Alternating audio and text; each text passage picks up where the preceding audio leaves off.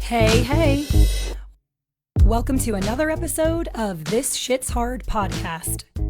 I'm your host, Nicole Biscuiti. And I'm Jen, aka Rumblebum. Thank you for joining us. Welcome to another episode of This Shit's Hard podcast. Joining me, of course, is my co-host, Rumble. We have Jalen in the house, producer Devin, and we are so grateful to have Dr. Samantha Robinson. Thanks for being here, Sam. Oh my goodness, thank you for having me. Well, the inquiring minds all want to know. All the time about sex. We're going to get into a little bit about what's the difference between sex and love. How does that role change from male to female, female to male, because we know that the hormones that are activated chemically in our bodies change how we feel. So we really want to talk about that, especially with Valentine's Day in the air here. Correct. Whether you celebrate or not. It's the month of love. The month of love. Personally, I do not. That's just a thing. I don't either. The Hallmark holiday, isn't it? Yes, it is. To us, it is, yes. Well, it was originated as a Hallmark holiday. Right. Oh my goodness. So we just, real quick, if you don't mind, we were just talking about your practice and how sometimes it's really important to get down to a niche, but you actually work with a variety of patients. Can you just talk to us just real top level about the types of patients that you see? Yeah. Oh my goodness. So my career started in the infant mental health program. So my youngest client ever was 6 months old with a parent working on their attachment. And the oldest client I've ever had was 102 years old. Wow. And so all across the lifespan, I have this really awesome, this blessing to be able to work with everybody. And as I was developing my career in sex therapy, I was working with kids, exploring their sexuality. I was working with adults who were trying to navigate relationship struggles. Single people who just are trying to find their sexual power and step into their autonomy as a sexual person. And I just love everything about sexuality. It's just been such a calling for me to step into, because I feel like our society has repressed us so much from talking about it and being open about it. And then everyone has a struggle or feels uncomfortable with it. Mm-hmm. So I felt like it was my mission to change that. And so I don't really limit myself to who I work with. Love that. That's great. And I think it's more than just a feeling. I mean, I think it's pretty factual that our society does stigmatize sex and really most elements surrounding sexuality, to the point where, Jen and I were just speaking leading up to having you here today, just about her own experience and how she was exposed to the idea that you should have in your head about sex. Oh my gosh. There's so much about that.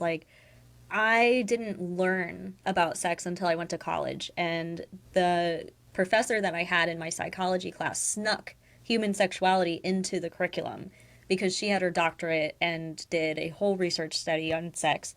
And it wasn't a part of the curriculum. And remember, I know, yeah, right? good for her. And I was sitting there in class thinking, how did it take to be, what was I at that time, 19, to learn about my body, about how sex is, about how stepping into your own sexual power without having these internalized messages about having to please someone else, or I shouldn't be doing this because I'm a woman, there's just so much that I learned in that class that I was like, no, this has to change. Well, I grew up in a very religious household.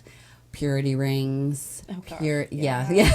Jalen's face. I wish we had the camera purity pointing rings. towards her face. I did not have a purity ring, but there were purity balls. I grew up in purity culture, and so it was taught as very shameful. As in any, I think, religion, not till you get married. And we were, talking in the car, and I was saying it's crazy because, a lot of people that follow me also grew up in religious households and has the same experience. And then it's like they teach you shame, shame, shame, shame, shame, until you get married, and then it's fine. And then then just have sex. But people then are traumatized and they go to have sex and they still feel shamed because they've been taught shame, shame, shame, shame, shame. But now all of a sudden, because I'm married, it's supposed to be okay. So that happened in my case as well. So it took me, and still taking me, a long time to deconstruct what I've learned about sex and sexual experiences and things like that. So that is probably a good topic to talk about. But I think first we wanted to go into, and this is also a trigger warning, there's a lot of women, I talk a lot about my experiences on my personal Instagram with sexual assault, rape, and so I have a lot of women who follow me, and I'm sure you know, a lot of women are sexually assaulted. And then they have issues with having sex. Intimacy specifically, and we've received a lot of questions about that. Yep. So to reiterate for our listeners and viewers, this is a trigger warning. We're going to go right into the hard stuff because this shit is hard. So we had some questions that we wanted to ask you surrounding that. Do you want to start with questions or just with a general topic? I guess questions, a good question would be, how do you, and I'm going off of my view and my experience, especially with sexual assault or rape, how, if someone has been through that and they can't seem to get past that block and then try to become intimate again and not feel shame around it, how are some ways or tools that you've seen be effective in getting past that? Oh my gosh. So trauma, for people who don't know, trauma is an experience that kind of shakes up the psyche. It changes your neurochemistry, it changes the messages that you have in the brain, and it kind of just shifts your whole being, like your mind, your body, your spirit, like all of it. And it puts you in a place where your brain is like, I need to protect you at all costs. And anything can remind the body and the brain of that particular experience. So, like with sexual assault and sexual abuse, it's a really interesting phenomenon because you have an experience that physically, may feel pleasurable or good, but then it's a really confusing experience. So the body has this mixed message of like, oh, well, I have this like pleasure feeling, but then I am being traumatized. So, like something that I really work with first with my clients is to explore your own beliefs around sex and reclaim that, because the fact that a traumatic experience could shift the way that you believe things and change your whole being essentially is like, like you used to believe in positive sex experiences, or you felt a certain way about sex that was really, really positive. But then now you're like, oh, sex is harmful. Sex is traumatizing. Sex is painful. And so, I usually start with my clients in working with like, what are your beliefs from a third party perspective? Like what would you teach your kids? What would you talk to your friends about? And start there. And then I would also go into like pleasure practices, kind of like touching yourself and exploring yourself and what feels good for you first. And then after you feel good and ready and make sense of kind of like the experience and reclaiming this piece of you, then translating that to a partner. I always tell people to masturbate and have like a guided masturbation ritual, routine, to help kind of reclaim and recenter yourself. Thank you for that. And then adding one more element beyond that is, how do you approach the discussion with trust? Because everything that you just talked about, for the most part, feels a little bit physical, in tactile, in terms of like the homework assignments and the things that you can work on. But trust, at least to me, in my opinion, is something that is highly emotional and is like a gut reaction. And I know that everyone is different, but if you could answer that, from your perspective, how would you approach like being able to trust again? So I have this exercise that my therapist taught me, and it's essentially like she gave me this piece of tissue. Like tissue paper? Like tissue, like a tissue. Okay. And so she gave it to me, and it was a representation of me. Like, here's a representation of me. Mm-hmm. And she's like, okay, so this is all of you, right? And I'm like, yes. Okay, I get it. And so she's like, can you give me a part of that? And so I rip a little piece and I give it to her.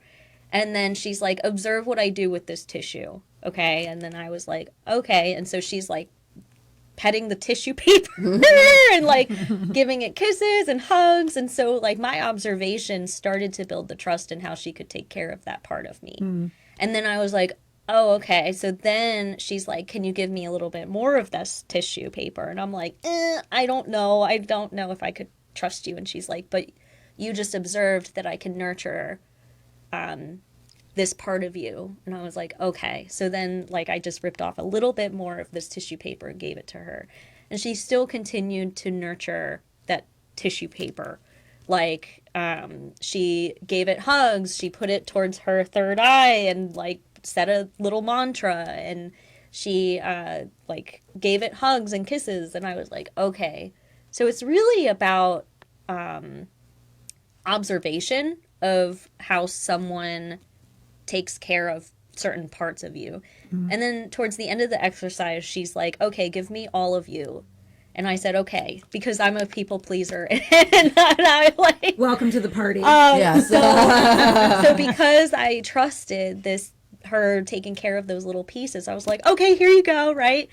And she then ripped it up and I was like, ooh. And then she's like, well, now you don't have anything left.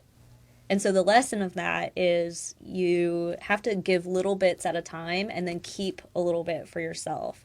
And it's really about playing the observer role in people's reactions and responses. And especially when it comes to relationships and sex, it's kind of like, what are they doing to prove to you that you can trust them with parts of you? So it's like a slow process. So like the first thing I would say is, oh, like I could trust you with my name and like how my surface level stuff. My name, I have brown hair, I went to school, got my doctorate, and then see what they do with that. If they shame me in any way, if they backtalk me in any way, then I'm like, okay, I have to take it back.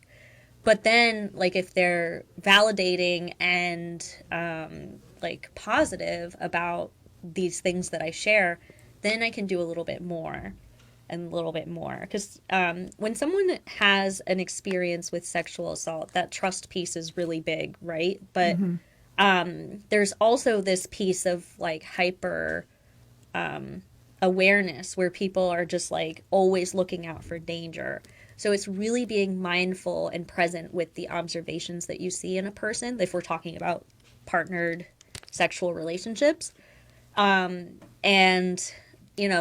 if you're having that anxiety, is it because of the actual observed behavior of them maybe shaming you or not validating you? Or is it because you're triggered in a certain way or you're activated in a certain way? And then we work through like different ways to help calm the nervous system down. Mm-hmm. And can you talk a little bit about, we all have patterns, good ones, bad ones, neutral. But, I hear from many of my friends, and I've even been in this situation myself, where it's like we say to ourselves, why do I keep picking this type of person? How am I here again? How is this happening to me, quote, again? And so what role do we play in that ourselves? And what role is that are like external factors, and how can we work to change that pattern if it's a pattern that we know isn't serving us? Oh my gosh, this one's so. I'm sure that's very, very in depth. Yeah, a lot could be covered. So, oh my gosh. Okay, so this is kind of like a woo-woo statement, but I truly believe this. Like a lot of the things that are outside of us that we continue to see, like a pattern or something that keeps repeating itself is something that our psyche is needing to heal or work through, like something like a message essentially.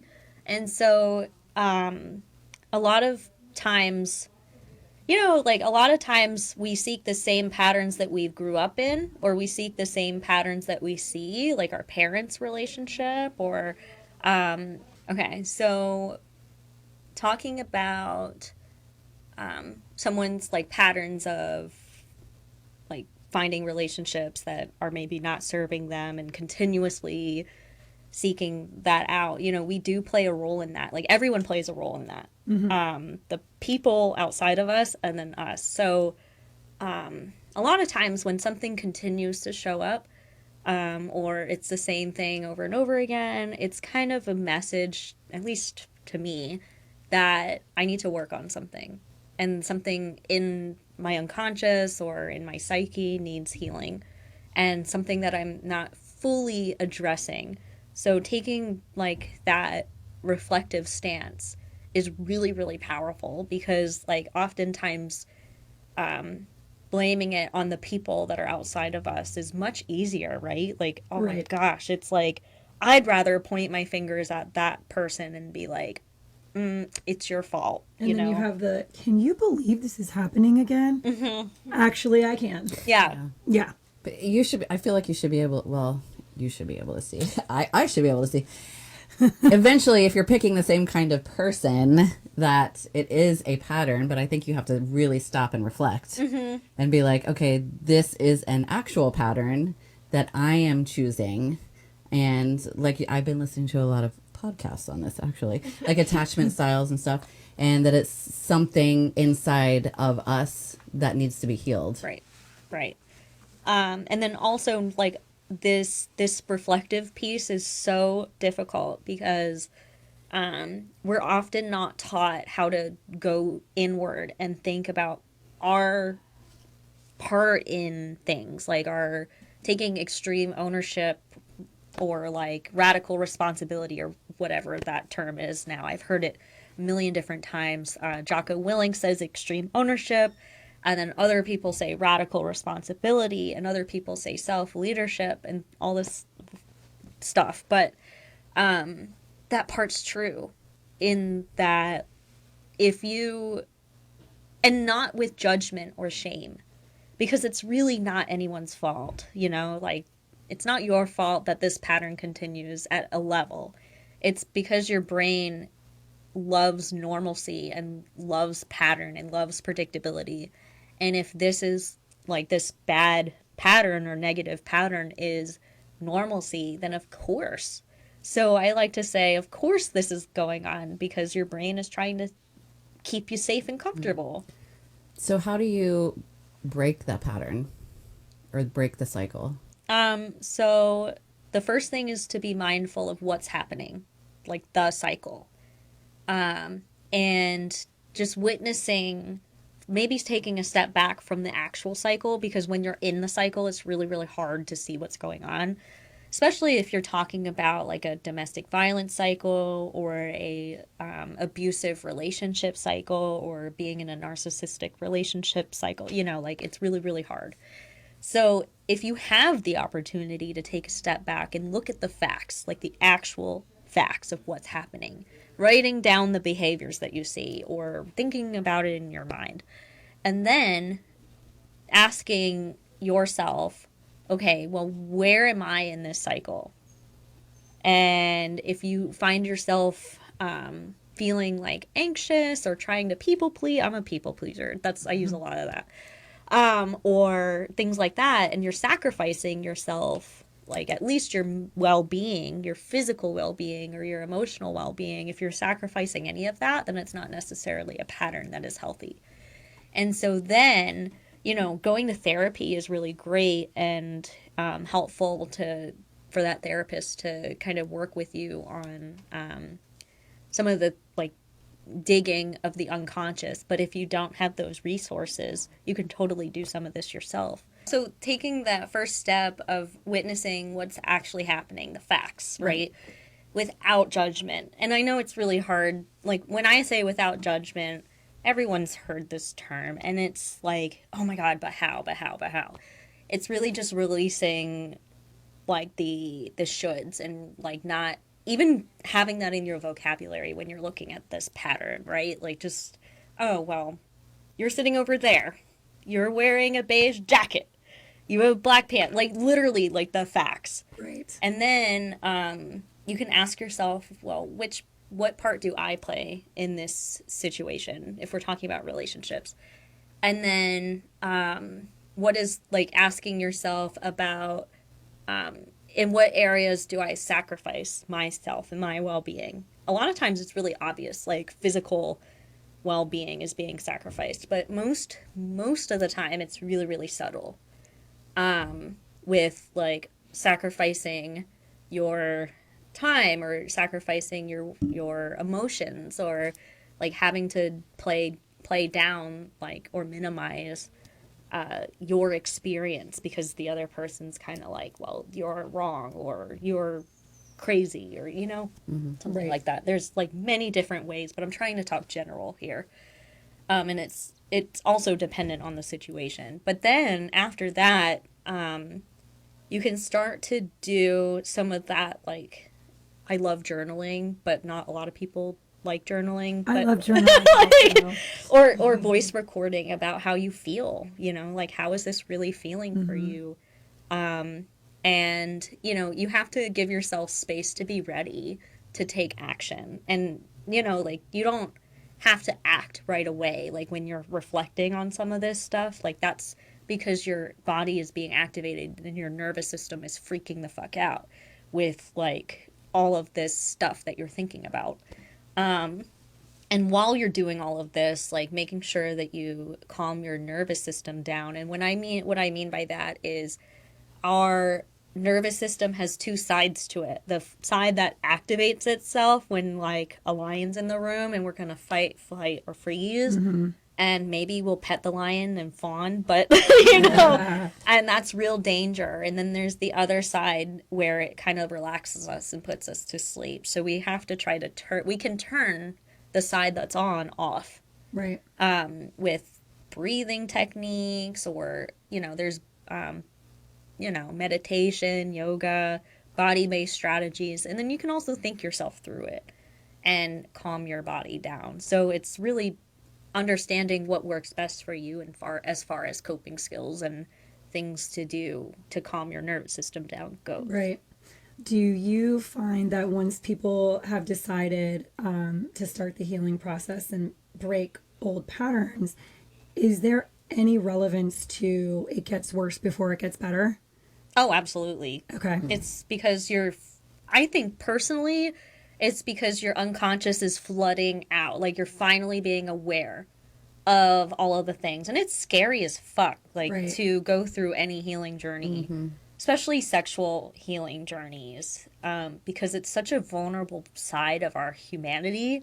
It's a beautiful side of our humanity, and it's a natural side of our humanity. And it's not just the act of sex itself. It's like all of the other things that encompass sexuality, which is like relationships, connection, intimacy, vulnerability, autonomy, and agency, and like all of that is magic to me. But like it's scary because our brain again wants to protect us, and it keeps us in this space where we're comfortable, even though like feeling anxious all the time or feeling angry all the time is not comfortable. Jen's like this. Like obviously being anxious, worried, or angry or resentful is uncomfortable. Right. But it's your brain's comfort level. I think you also have to acknowledge, it's sometimes it's hard to acknowledge what you've been through too. Especially when I was going through therapy after some abuse. The therapist, who I always say literally saved my life, I attribute him to saving my life for sure. But I was trying to tell him what happened, and he was like, he looked at me and he said, why aren't you using the word rape? And I was like, well, because I couldn't even say it. And he was like, I need you to call things what they are. And that's what it is. And so for me to even like get that word out of my mouth that I had been raped, even though it wasn't violent, I think people, when they think about rape or sex, they think violent, and it's not, it doesn't have to be. Right. So I think also it's very hard to acknowledge something like that when you're just like, no, maybe it wasn't that, or maybe it wasn't this. But I think to begin healing, like he said, you have to call things what they are. Yeah. I had an experience in college where I'd had drinks for the first time ever, and I don't remember much that happened after that. And then I woke up in the bathroom, like, bleeding all over the place, not period blood, but like bleeding. And so we were all intoxicated, and I never attributed that as a rape ever until maybe a year ago, where my therapist said the same thing. Like, you know, like there are some little nuances, but it was a friend, but it was someone that I knew. But most of the time, like if you're talking about rape, the statistics are that the majority of people who are assaulted in that way, it's by someone they know. I think it's like well over 75% in the literature. And that goes to the same for children. 1 in 3 girls before the 18 and 1 in 5 or 6 boys are sexually harassed or assaulted. And then you add on top of the like objectification of women.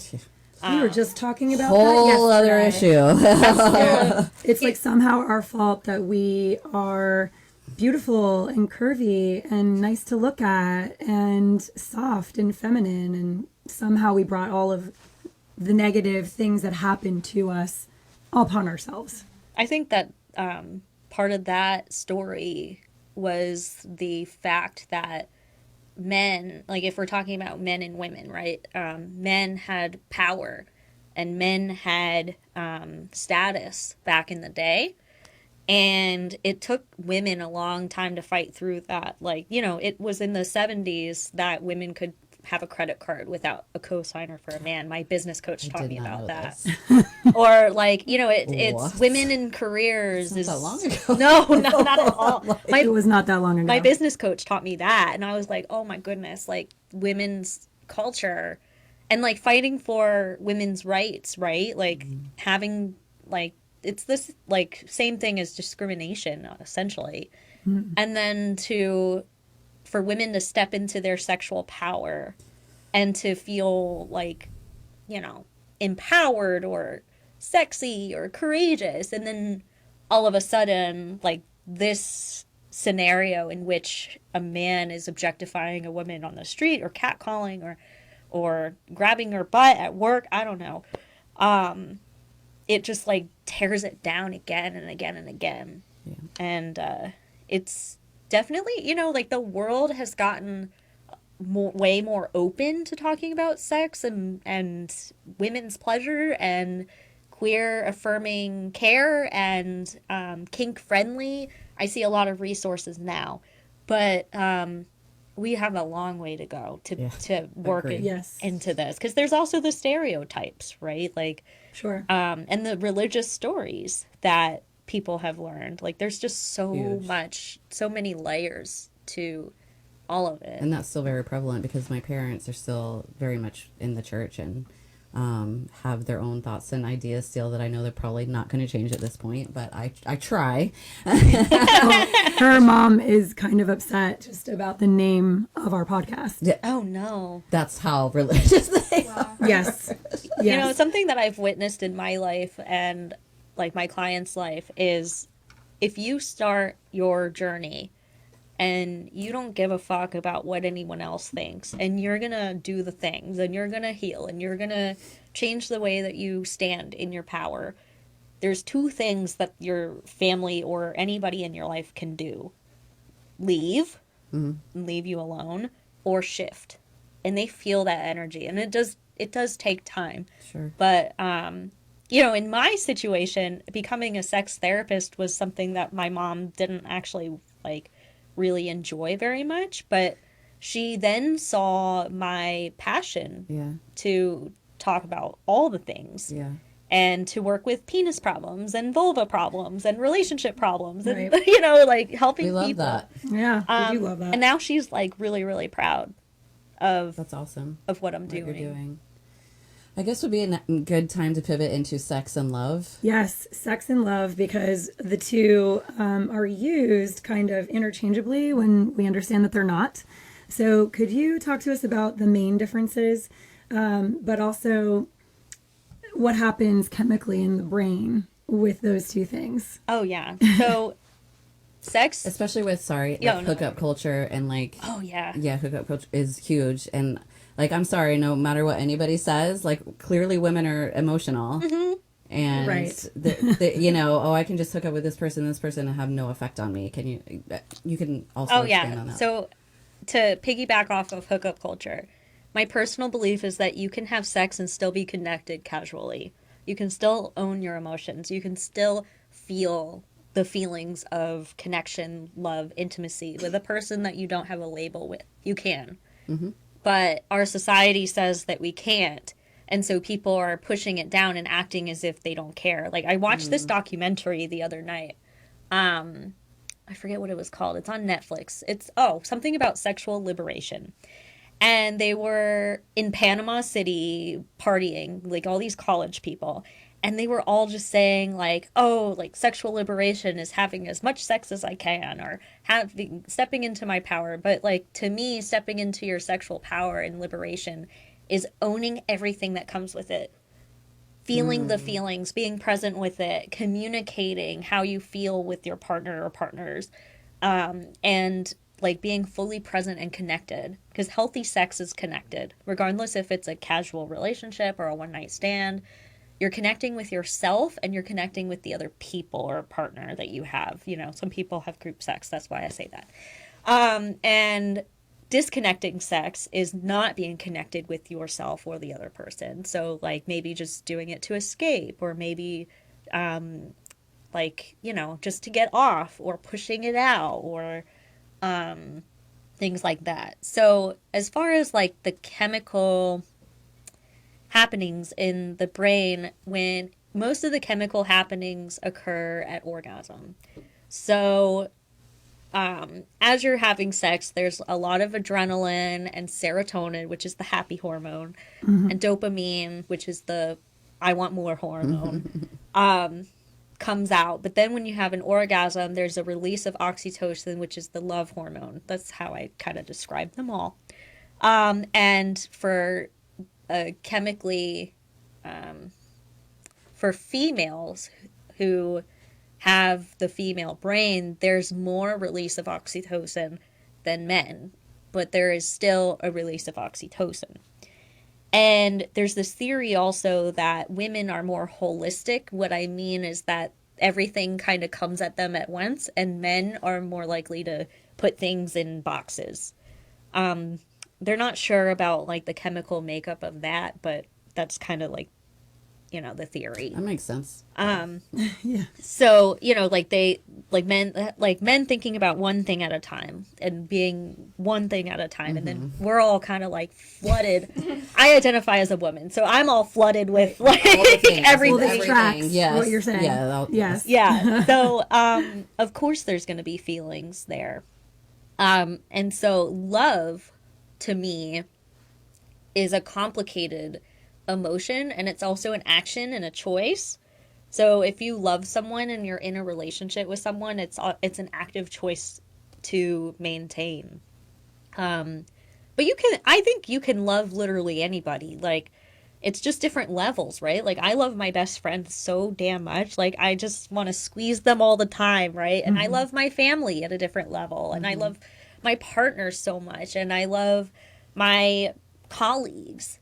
And I love acquaintances, you know, like just there's different levels. And so when someone's like hooking up and feeling those feelings, I think that owning that is really okay. And it'll make it a lot easier for you to communicate that with your partner. I think what people are missing in like hookup culture, or even in long-term relationships or new relationship energy or anything, I think what people are missing is the communication piece. and really owning that it's okay to express your emotions and for someone to be able to hold it.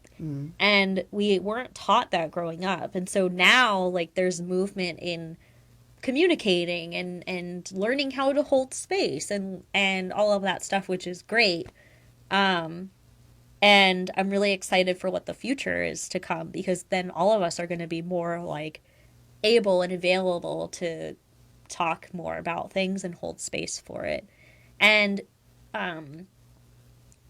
like in college, I had a lot of casual sexual relationships because I thought that the guys would love me and that they would ask me out, like among women at some point, and they're like, yes. oh, they'll ask me out afterwards, and it'll make them like me, right, yes, right, yes.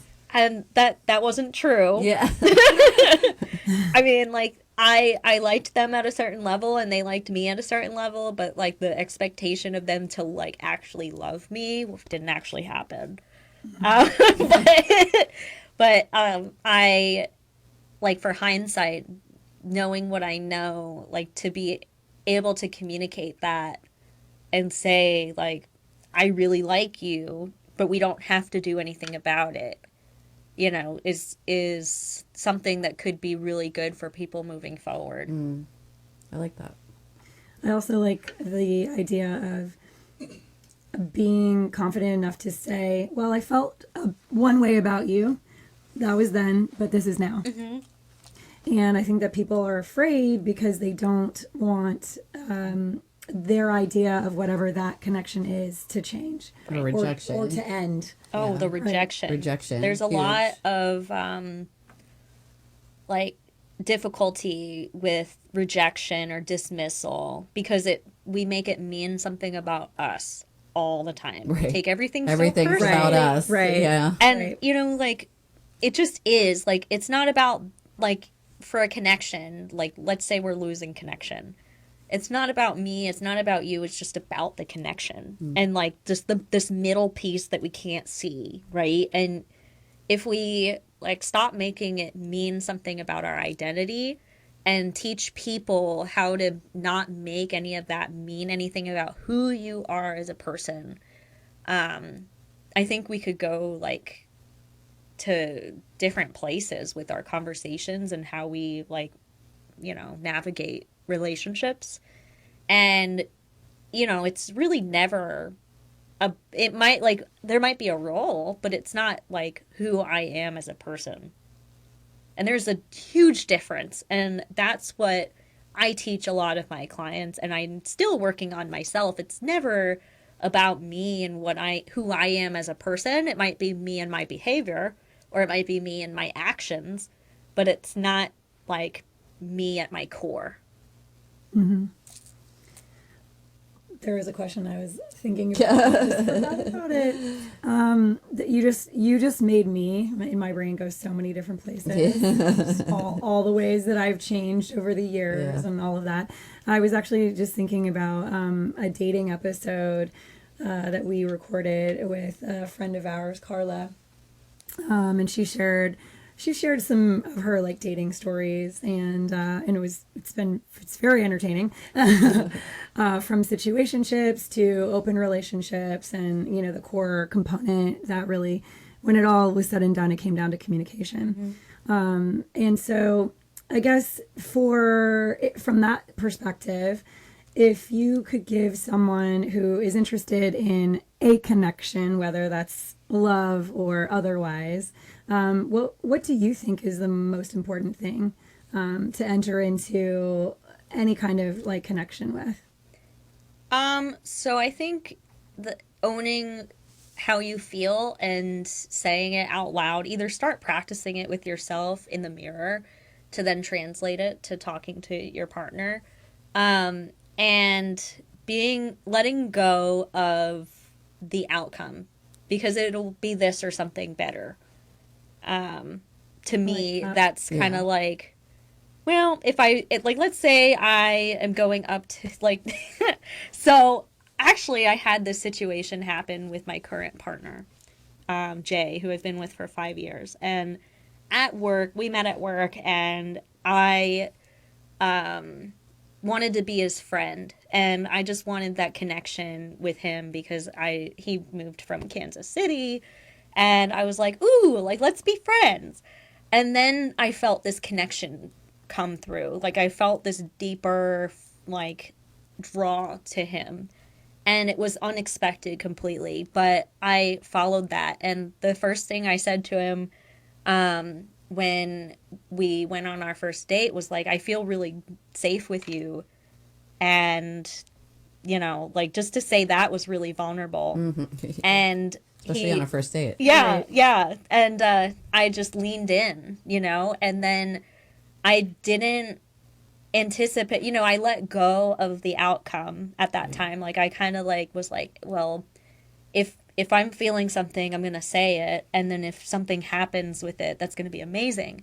But if it doesn't, that's going to be okay too, because I can take care of myself. Because at that point I was 25 and, like, in this, like, era of, like, I'm powerful because I just finished graduate school. I wasn't in doctorate school at the time, but, like, and, like, learning, like, who I am, because at that age, like, you start really solidifying who you are as a person. And so we went to Disney with a bunch of friends, and on the way back, I said, you know, like, it would be really, really cool to date you. And then he's like, yeah. And I was like, oh, really? When? And then he's like, now. And I'm like, oh, okay. I guess we're dating. Yeah. And we're dating. And you're my boyfriend. Yeah. Great. And then the rest is history. But, like, for me, like, hindsight, it's like, Try that. if you lean into it and Pro tip. like, You're my boyfriend now. Right. Hi, Jay. Happy Saturday. Yeah. Us, we're a couple. Yeah. Starting now. Yeah, right. Probably not exactly what she meant, but now it's like, hi, you're my boyfriend now. And just see if it lands. No one is safe. You've all been warned. You've all been warned. I love that. But, like, the thing that I did was I leaned into how I felt. And, you know, he felt the same way, which was great. Like, I feel like you can feel each other when Yes, you're in a absolutely. You know what I mean? Yes. Like, it's this, Yes. like, and you there's can feel always, connection. I think you can feel connection. Absolutely. Like, you can feel when someone's feeling you. Yes. And you can feel when you're feeling someone. Yeah. Yes. And then if it's a little bit off, that's when it's like, maybe something's wrong here. But being really, really mindful about that off feeling and not judgmental. Like, it's not about me as a person. It's not about them as a person. It's just the connection isn't there. And then if that situation would have been different, where he would have said something else that wasn't like, I want to date you, right? I had this feeling, this knowing in my body and my soul and my brain and my mind, all of it, that, like, I would be okay regardless. That's the difference. I think that's a good point, especially for anxious people like me. I'm so anxious. I'm an anxious person. And I heard on another podcast as well that they were, I listen to so many. We support all podcasts. I love podcasts. To your point, they were saying, like, to calm your nervous system, another thing that you could say is, like, okay, in this situation, say, like, you put yourself out there, etc., what is the absolute worst thing that can happen? Like, nothing. Like, if this person doesn't like you back, if you're not receiving something from the other person, whether it be even, like, from a job or, like, relationship, whatever, what is the absolute worst thing that's going to happen? Really nothing. Maybe you're hurt, but we all know that eventually you're going to get over being hurt. Right. Emotions are like waves. Yeah. I use the analogy of the beach and waves all the time. And, like, it comes and maybe it's huge and maybe it stays for a little while, but then eventually there's another side to it. And, you know, like, our feelings and our nervous system, like, let's say we have an anxious person like me who is, like, struggling with, like, that visceral feeling of anxiety. How I talk to myself and I say that, this will only last like an hour. My nervous system will shut down eventually. Yeah, right. Right. Like, Same. We are the same. you can only cry so long. You can only feel this. I was just texting Nicole literally the other day about a situation. I said, I feel so much anxiety and embarrassment about this certain situation. Yes. And I was like, if I can just work through this, I know it's going to go away, but it's just like the feeling right now that I want to crawl underneath my bed and put it went away. Right. But it just had to work itself out of my system. We just needed the clock to keep moving. Yes. Fortunately, it does. Yes. So there's that. Yes. There's that. Yeah. Do we want to move on to the questions that we got? Yeah.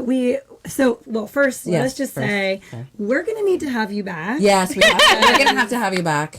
If that's all right with you. Of course. We would love to have you back because there has been so much content That's amazing. Yes, you're amazing. Oh. You're such just like a wealth of knowledge. And we haven't even gotten into Kinks. We are ready to talk about kinks. I know we just touched the surface, so Yes. we need to know about kinks. We need to know about like actual physical sexual things, Encounters, all of them. Yes. Fast sex, slow sex, which is a book I'm actually currently reading. It's great. Yes, that's a good one. Yes. Oh, she knows about it. See? Oh, maybe I'll read it. Yeah. One of my Instagram friends posted about the book list that he had, the books that he read last month, and that was on it. So quickly bought that. So thank you for agreeing. We're going to have you come back because we have so many things that we want to ask you. But we always like to end with just some rapid fire things. We'll say a phrase and you just tell us the first thing that comes to mind. Ooh. She likes this game. Some people don't. That's the first. I know. People are like, I'm so nervous. And they're not hard questions. like, okay. I know. They're not hard questions. They're not We're hard going to start with the questions. first one. Festivals. EDM music. Oh, okay. I love the next one because it's so hard. Situationships. Sex. All right. Facts. Big facts. Yeah. Sunglasses at night. Weird. Agree. International travel. Oh, I want to go more. Yes. Yes. She says yes. Oh, yes. Well, we're going to close with telling you our mantra for... We are... This is the part where I get anxiety every single time. You know, you're welcome for me not asking her if she likes the toilet paper over or under, okay? I skipped that for you. Oh, thank you. Yeah. Thank you. You're welcome. We'll ask you next time. Have it in your mind. Yeah. The dumbest question that we have. It's my favorite one. So just be thinking about that. Okay. But we will close and we'll circle back to those set of questions on episode 2 with Dr. Sam. Yeah, it's going to have to be a 1 and a 2, I think, for sure. Yeah. Of course. Yes. She already agreed to 2. Yes.